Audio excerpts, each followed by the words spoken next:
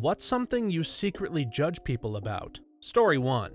People who use speakerphones for music or conversations in public places. I hate it. This dude I worked with would always watch shows on full volume in the break room. It was annoying. We had told him before it was annoying, but he would just assume we were kidding around for some reason. Finally, one day, my boss walked over, picked up his phone, and turned it off.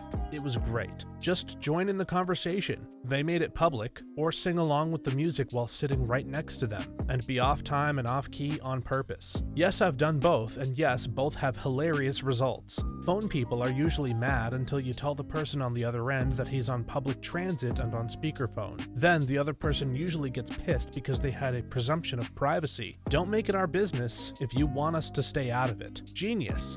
Story 2.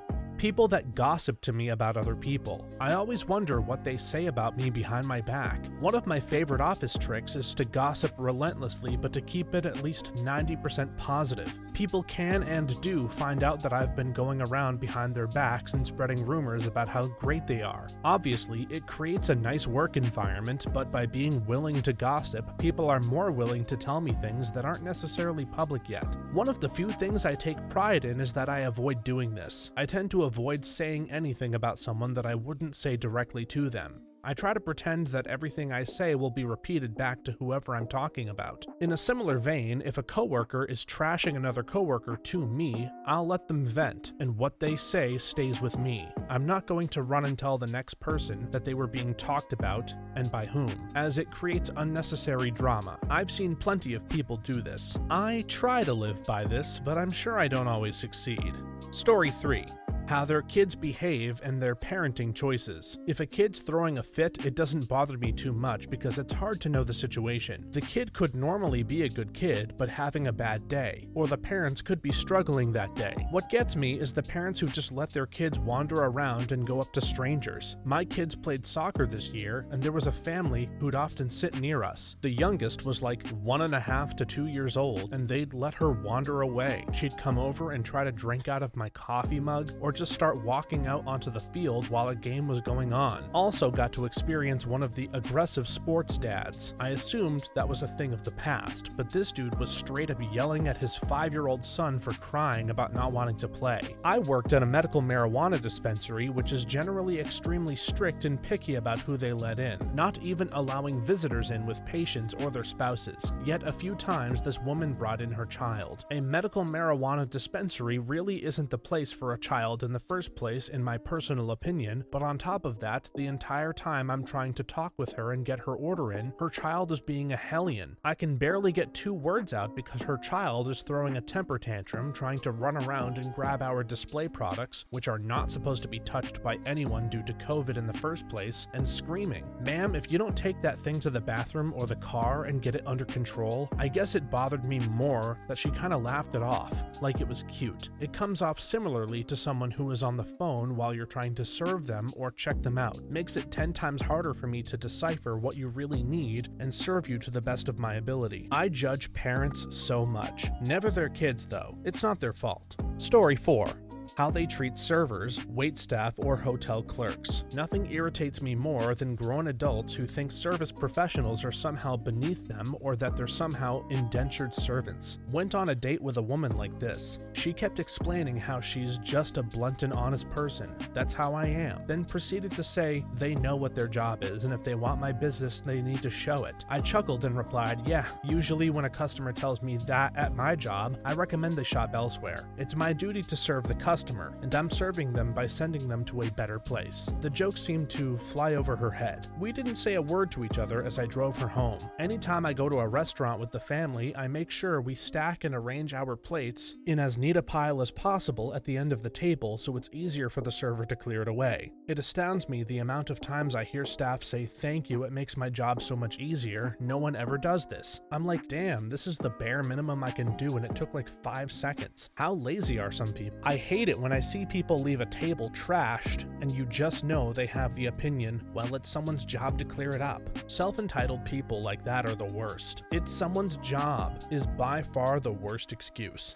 Story 5. how they treat janitorial and custodial staff, and whether people leave more of a mess than they should because it's their job to clean up after me. When I was a Boy Scout, they taught us to leave every campsite cleaner than before we arrived. We would do a sweep of the entire site when we left and pick up any garbage or whatever that didn't belong. I've adapted this to all situations in my life. Why not? Always make a place equal to or better than when you've arrived. There is no downside. Hotels, campsites, tables at a restaurant, whatever. I live in Korea. The old folks here have a minimal pension, so many of them supplement it by cleaning trash off the streets, cardboard boxes, cans, bottles, etc., which they get paid for at the local refuse center. I like to drink a beer as I walk. Open container is 100% okay here, so I always leave the bottles at the points where they pick up their stuff. Each bottle gets them money, 13 cents, if they return it to the store. Given that I walk almost everywhere, I'll happily walk 10 to 15 miles even when I could take the train. I've helped support a few of them. One old lady recognized me last week and thanked me for always putting the bottles in her spot. It saddens me that they lived through civil war and famine only to grow old and have to scavenge, but it also made me happy that she knew me as the guy who leaves bottles that she can sell. Now I will always make a point of putting them in exactly the same spot. That's incredibly sweet. Story 6. How open they are to differing opinions. There are certain people who immediately jump to the defensive or shut down the whole discussion when they disagree with something instead of having an actual conversation on it. There is a difference between accepting differing opinions and discussing them. I've always felt that people are very much entitled to their own opinion, and if it differs from mine, then so be it. There are, however, a number of opinions I've grown to realize I can't be bothered to even begin to try to change, so I'll refuse to engage in any sort of discussion on the matter, and some of those opinions I will judge you for having, but I won't make a fuss about it. Exactly. Was chatting with my roommate who didn't understand where the money for free BC would come from. I didn't call her stupid or degrade her. Why would she know? I explained that free BC contributes to a lower cost of welfare. It pays for itself, and it was like a light bulb went off. Why doesn't the government do this? It was a great convo that went on for ages. It is the mark of an educated mind to be able to entertain a thought without accepting it. Aristotle. Story 7. The way people treat animals. I'm an Indian. I have seen my fair share of abuse of street dogs and other domestic animals. The way people care for their pets, or in general any animal. If I have a pack of biscuits and I see a stray puppy that's looking at me, I'll always empty out the packet for it to eat. What I mean to say is that acts of compassion and kindness towards animals do tell a lot about the humanity of a person. I'm exactly the same way. It's one of the biggest things I'll judge people on, how they treat animals. Of course, I come from and married into an animal-loving family. My husband has an aunt who takes treats with her on her daily walk, despite not owning a dog, just so that she can give one to the four-legged friends that she meets. My husband barely knows our neighbors' names, but he can tell you which animal belongs to which house, what the animal's name is, and how old they are. My parents put in a huge garden every year. They have part of the garden for the deer and the rest for them to share. Plus, they put food out at the very back of the yard for the possums, deer, skunks, and rabbits. On an odd side note, my husband once got looked at very funny for catcalling a guy walking a dog. The husband was commenting on how beautiful and sweet the dog looked. He could have cared less about the guy walking the said dog. We had a good laugh over that one, and my husband has become much more circumspect. I totally agree. Even if it's a movie with an animal being abused, I'll turn it off or skip past it. I literally can't watch it. It makes me genuinely angry because there are definitely people out there that treat animals like the movie depicts. I'm the exact same with these movies. Couldn't even watch that scene of Game of Thrones where the direwolf was killed. A completely fictional animal. Story 8.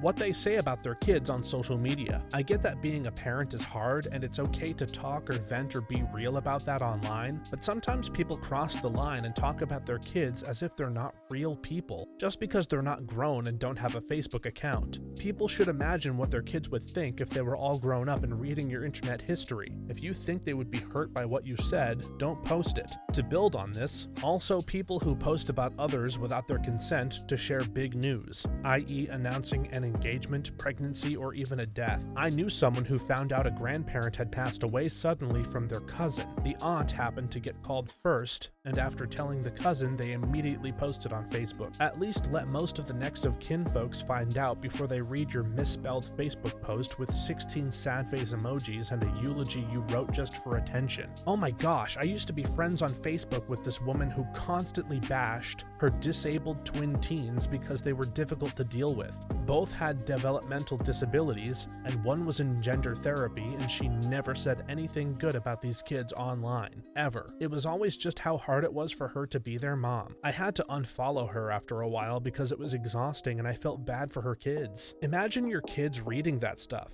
Can't be good for their mental state. Story 9. Craving for attention. As an introvert, people who do that are very easy to notice and very annoying. I'm one of those people with no social anxiety, inhibitions, etc. I stand out naturally. It's one of those things that just is. I've had salty people who didn't know me yet complain about wanting attention just because people notice me. I've actually just had to make my peace with it because I'm not going to change just being myself to get people to pay less attention to me. My best friend is an extreme introvert. He tells me how much he craves attention and was surprised at how ambivalent I am about it. He has his theories on why it happens. Mainly, he says it's because I have a presence. Really, he underestimates his own presence. We play in a band together, and I think he looks cooler on stage than I do. He tells me that though he craves attention so much, he's also made anxious by it. That might be the difference there. It doesn't make me anxious. It's just a fact of life. I also think he feels attention starved because it makes him feel anxious. Even when people are noticing him, I don't think he notices, as he's so quiet it's hard to confirm. Women ask me about him all the time, trying to get the lowdown. He never believes me when I tell him about it. I totally agree with this. An alternative to OP's statement, I actually judge others for judging me for just being who I am. I'm a woman with a ton of energy and passion for life in general, and although I'm not large, I'm not petite either, so I seem to draw a lot of people's attention just by being myself. I try to use this power for good, by being someone who's positive, open, and always willing to make friends with anyone. I spent years trying to fit myself into the little box that people would try to put me in by calling me arrogant, obnoxious, or saying that I wanted attention. Eventually, it started to affect me and my self-esteem deeply. So with the help of a little therapy and self-esteem building, I'm finally becoming my naturally exuberant self again. Now, I gravitate towards those who like this part of me, and I couldn't care less about anyone who has something negative to say about me. If you dislike that you can't get enough attention and feel the need to project your insecurities onto others for simply being themselves, then I can't help you with that. I can see both sides to this, but yeah, not being vain is usually for the best. Story 10. What part of their life are they posting on social media? My husband has a friend who has a psycho girlfriend that posts really personal stuff online. Like, she sent her boyfriend some racy photos and he didn't react like he should have, so she shared them online with a comment about how she thought the photos were sexy and he must not find her attractive anymore. I was embarrassed for her. She also likes to make up stories about him hitting her, then update a few hours later that she's sorry and she lied and he didn't hit her. And these people are in their 30s with children and still acting like that. One of my friends posted on Facebook all about how her husband cheated on her and included a near daily episode regarding their relationship, mostly about what a horrible person he is in not so nice terminologies. Then, after all that, she ended up taking him back. I didn't necessarily judge anything about them per se, other than thinking, geez, keep your drama offline. Social media has really rotted our brains, hasn't it? Story 11. Parents who try to convince me to let their kid in a ride when they're not big enough, even when I tell them it's for their own safety and the restraints aren't designed for smaller people. It's like they don't care if their kid gets majorly hurt. Also, parents who force their kids on rides they don't want to get on, traumatizing them and making them fear rides in general, but also not realizing that kids often try to climb out of rides that they're scared of, which is very dangerous. I used to run pony rides at a zoo, and oh my god, the number of parents who tried to force their screaming, crying toddler onto the pony just so that they could get a picture. Your kid is terrified and does not want to be there. Why would you want your photographic evidence of your terrible parenting? Oh my goodness, for a photo? Why would you want a photo of your kid screaming or crying? Fortunately, I work at a park that caters to smaller kids, and toot toot, I'm very good at my job. My supervisors trust my judgment to make exceptions where safety isn't an issue. I very often get small kids afraid to to ride the train, like a choo-choo. And most of the time, the kid is tired or frustrated. I always tell them I can't let them ride like this, but if you want to take a break, get some water and take a breath, come back to the exit, and I won't make you wait in line again once they feel better. Works like a charm, and I'm thankful that I'm able to give that option. I've worked in other places where that isn't a possibility. This reminds me of the one time my sister and I went on that boat-like ride that goes back and forth, like a swing. Not sure what it's called. My mom really wanted us both to ride it, and my sister was terrified, and when we got on, she freaked out, and being the tiny little child she was, she escaped and cowardly hid under the seats. I begged her to come out because that was way more dangerous. My mom just laughed when I told her. I'm still scared she could have fallen out and gotten hurt in any other way. The person working the ride was not paying attention and didn't see that a whole child disappeared from her seat. I once was at a park with cousins and they talked the ride operator into letting me on a ride and I almost fell off. Not in a fun way.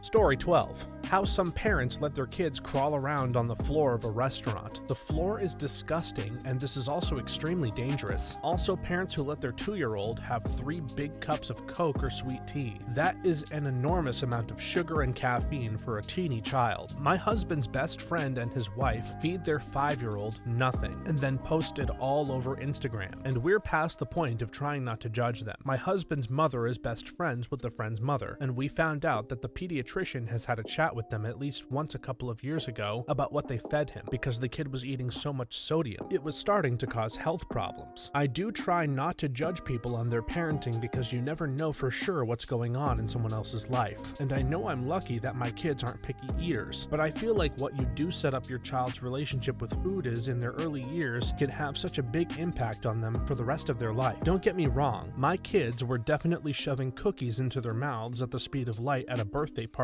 yesterday, but they were also fighting over who got to finish the roasted cauliflower at dinner earlier in the week. So it balances out, I guess, /hope. I'm an ED nurse and I shudder when I see people who present with non-emergent complaints, obviously not judging people who are on death's door, allow their kids to mess around in their care area. Like, do you know how many people have bled out /pooped all over or puked all over /pissed themselves on this floor right here? And then do you know how the harsh chemicals used to clean the floor after said blood, poop, puke, piss happens? It's just plain disgusting. No other way to put it. Story 13.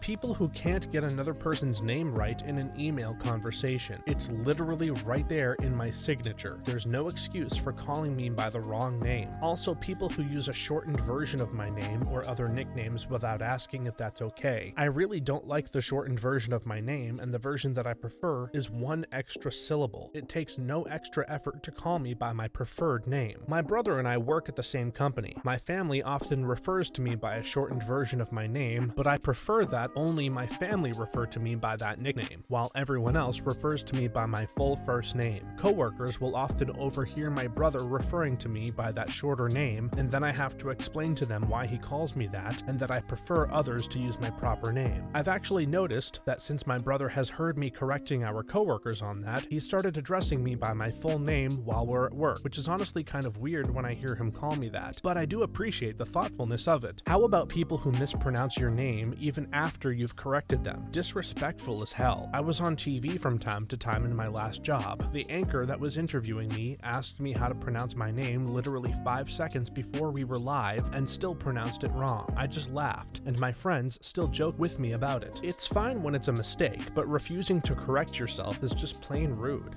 Story 14. Cheating. Apparently, this is an unpopular opinion in the world now, but I have a severe fear/anxiety of being cheated on, and I think it's horrible. So whenever I hear one of my friends talk, almost brag about cheating on their partner, I automatically lose a lot of respect for them. I'm from a pretty big city where having side partners can be common. Not the whole city is like this, but it's far from unheard of. My ex came from a family where pretty much that few married couples there were had a history of cheating on each other, and everyone else would get praised for being able to have multiple partners, mostly the men. But as we were 2 women, and women who could get multiple other women was still just as good to them, while having a main significant other who wouldn't know about it. I was in high school when I started dating my ex and figured she wouldn't be like the majority of the family, you know, young and dumb. We were together for several years. She cheated several times. She was abusive, and it took a lot for me to gain the mental/emotional stability to leave her. Each time it came out that she cheated, her family would celebrate her. She She and her cousins were very close, like siblings. They'd literally take her drinking to celebrate it, being able to get girls, and most often me being dumb enough to stay with her. Even certain people who were mutual friends at the time, some of them, when they'd heard about it, would go,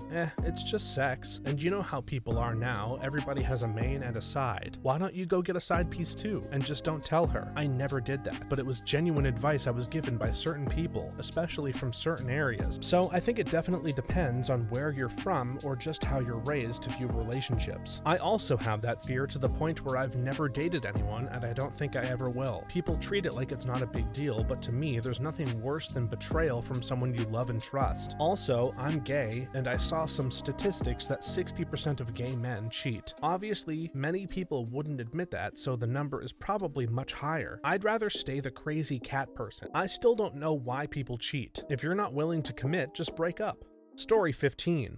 If they're constantly flaunting on social media, especially relationships. I had to mute a guy because just about every day he's posting about his fiance. I've also noticed people do this when they want to pretend the relationship is going super well. I hit a rocky point in my relationship about a year and a half in. We were having a really hard time communicating. I felt like I had to post online about how great my partner was because I was trying to convince myself too. My ex used to do this with me. When I tried to explain I didn't like it, she couldn't understand why I didn't want her putting every intimate thing about our relationship online. It was our relationship/train wreck, but every time we did something together, she had to let everyone know. I follow a girl who posts multiple times a day and only ever about her wedding plans. She's had to postpone it twice due to the pandemic, so it's been like 2 years of her posting nothing but every little detail of what her wedding is going to be like. I don't even know her fiance's name because she never posts about him, just her dress fittings, possible menus, etc. I honestly wonder what she'll do after the wedding because she's been fixated on nothing else for a couple of years. Social media relationships almost always seem perfect, and that's hardly ever the case. Story 16. The behavior of their dog. There are, of course, allowances for dogs that were adopted/rescued that weren't trained for a period of their lives, and some dogs have reactive behavior that's difficult to overcome even with diligent work. However, if the only reason your dog is a little runt is because you don't care enough to train them right, I'm sitting here in judgment. I agree with you, and I have the worst dog, but I love her. We adopted her, and she was severely abused by her previous owners. The vet thinks she's mentally handicapped from the trauma and has permanent eye damage. 3 trainers have turned me away because they said she can't be trained. She only weighs 12 pounds and I keep her away from most people. She's fine with my family, but that's about it. I make sure she never goes out in the back alone. I keep a close eye on her at all times and kennel her when people visit. This reminds me, people who don't keep a leash on their dog and their dog has crazy behavior. It's illegal where I live to walk a dog without a leash, I'm pretty sure, but I'm not going to call the police on a dog that hasn't attacked anyone. I do not like when random dogs without a leash approach me though, but then the dog owner tells you the dog is okay, so it's automatically fine because they said it like magic. Story 17. Men with unkempt fingernails. If you intentionally have long nails that aren't manicured or styled, that's super chill. I'm talking about men who just do not cut their fingernail. It leads me to assumptions, or at least questions about overall hygiene. My boyfriend has always obsessively cleaned his hands and nails, but also always looks like he just scratched a monkey's behind. He works in the automotive industry. It's just impossible to keep your hands looking good when you work in grease and grime all day without damaging your hands by over cleansing them. I had this habit of picking on the inside of my nails in order to keep them clean, but it's led to the fingertips separating from the part of the flesh that sticks to the fingernail, which basically means that I can't cut my fingernails as short as I'd like, or else I'd be literally cutting into flesh. It makes me super self-conscious since my fingernails are already genetically uneven and have parts in the middle that are just flat. I wish I could have a do-over where my nails weren't garbage and I knew not to treat them badly, but I guess I gotta deal with the hand I was dealt. Story 18. How you prioritize your money. Not how you spend it, as I couldn't care less if you can afford it. But if you're the type of person who's tight on money and spending it willy-nilly, or spending out of your means and justifying it, then your ceiling for being a bright person drops significantly. One of my exes said they had $40 in their bank account during the peak of the pandemic. She had no job and she thought she was going to get a manicure and blow even more than what she could afford, since I think she needed to borrow money to make up for the cost. I told her that was a stupid purchase purchase and she kept trying to justify it by saying it's been too long and she felt like she earned herself a treat. No, you have $40, your treat could potentially be a McFlurry from the drive-thru, not a manicure. I want to clarify again, it's not like getting a manicure is bad, but prioritizing it when you have $40 to your name is freaking moronic. I don't judge poor people. I was poor for a long time. I judge people with little money who spend it stupidly. Your example is a good one. I have a daughter-in-law who complains about money constantly and asks for help with necessities. She has a $1,200 iPhone, a new TV, and a newer car than I do. For context, in Australia, we cracked down on smoking pretty hard, to the point where it's like $50 a pack. You'll quite often see people in a grocery store telling their kids, who don't even have shoes on and their clothes are falling apart, that they can't get them a snack or a small toy worth like $2 to $5 because they need all their money that they have for cigarettes. Just roll up the $50 bill and light that instead. Story 19. I have an acquaintance who posts things about herself in the third person via inspirational memes. For example, 1 of 10 a week. She weathered the storm and trudged through the lightning because the electricity of the pain only ignited her fuel to accomplish more. I made that up, but you get the picture. I judge this. I think it's pathetic. I massively judge anyone who posts a lot of inspirational memes in general. Story 20. I know this is hypocritical, but there's no one I judge more than a judgmental person. Like, why do you have to be so toxic? Commenting on people's looks, weight, and clothes is just cruel. Talking about someone and assuming they do something because of how they do something else is stupid. You have no idea what someone's like. If you're a judgmental person, I will always see you as a bitch, even if you do a lot of other good things. I understand that everyone judges people automatically, but what I don't understand is them voicing that judgment because it's just a dick move that often causes insecurities for the person being judged. I'll be the first person to admit that I'm a judgmental person, but I won't judge people for their clothes, weight, looks, or situation. I will judge people for the way they treat others and how they are as a person. Story 21. The background wallpaper in their phone. I had a few group projects back in college with this guy who had straight up hentai wallpapers on his phone/laptop. Like, I'm not gonna necessarily judge you for liking hentai, but if you're out and proud about your love for 2D anime girls, you're kind of asking for it. It's also weird when it's a picture of themselves. Who puts a photo of themselves as the background photo of their phone? Like, if you're that vain, just carry a pocket mirror. Story 22. There's not a whole lot of secrets about it, as I do talk about it with friends, but I really judge people who try to flaunt wealth or constantly talk about how much money they have, or the things they've bought. It's a really ugly personality trait, and yes, this includes the action figures you're constantly posting on social media and bragging about your crypto/stock net worth. Oh yes, it really bugs me when someone spends a lot of their time talking about the wealth of someone else too, like bragging about their friend or acquaintance who has a luxury car, nice house, or other material status symbols, especially when I'm pretty sure they're bringing it up to insinuate that I'm somehow inferior to the person they know. It's usually because the person bragging has been raised to think that having nice stuff makes you a more successful person. It shows that they are obviously very insecure, and it's super cringe that they're trying to project those insecurities onto me. To add to this, anytime someone flaunts their knowledge, like saying, "I have 2 degrees," as some sort of point in an argument, even though it's not relevant,